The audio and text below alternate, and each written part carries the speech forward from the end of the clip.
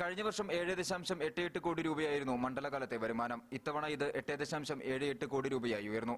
കഴിഞ്ഞ വർഷത്തിൽ 15,38,354 kilometre service നടത്തിയപ്പോൾ ഇത്തവണ 16,30,960 കിലോമീറ്റർ ഓടി. 23.5 ലക്ഷം പേർ കഴിഞ്ഞ വർഷത്തിൽ യാത്ര ചെയ്തപ്പോൾ ഇക്കുറി 25 ലക്ഷമായി. കൂടുതൽ സർവീസുകൾ തുടങ്ങിയതും 15 ശബരി ബസ്സുകൾ നിരത്തിലിറക്കിയതും വരുമാന വർധനവിന് കാരണമായി. കണ്ണൂർ, കോഴിക്കോട് എന്നിവിടങ്ങളിലേക്കും ഇത്തവണ സർവീസ് ആരംഭിച്ചു. തമിഴ്നാട്ടിലേക്കും നിരവധി സർവീസുകളുണ്ട്.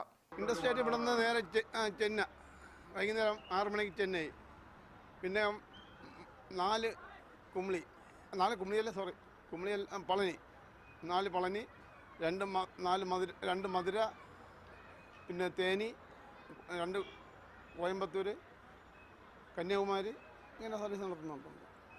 6 പുനലൂർ വഴി തെങ്കാശി. പമ്പ, നിലയ്ക്കൽ ചെയിൻ സർവീസിൽ നിന്നാണ് കൂടുതൽ വരുമാനം ലഭിക്കുന്നത്. മകരവിളക്ക് സീസൺ കണക്കിലെടുത്ത് കൂടുതൽ ബസ്സുകളും എത്തിക്കുന്നുണ്ട്. കൂടുതൽ ആളുകൾ ആശ്രയിക്കുന്ന ജൻറോം ബസ്സുകളുടെ എണ്ണം 86-ൽ നിന്ന് 96-ആയി വർദ്ധിപ്പിക്കും.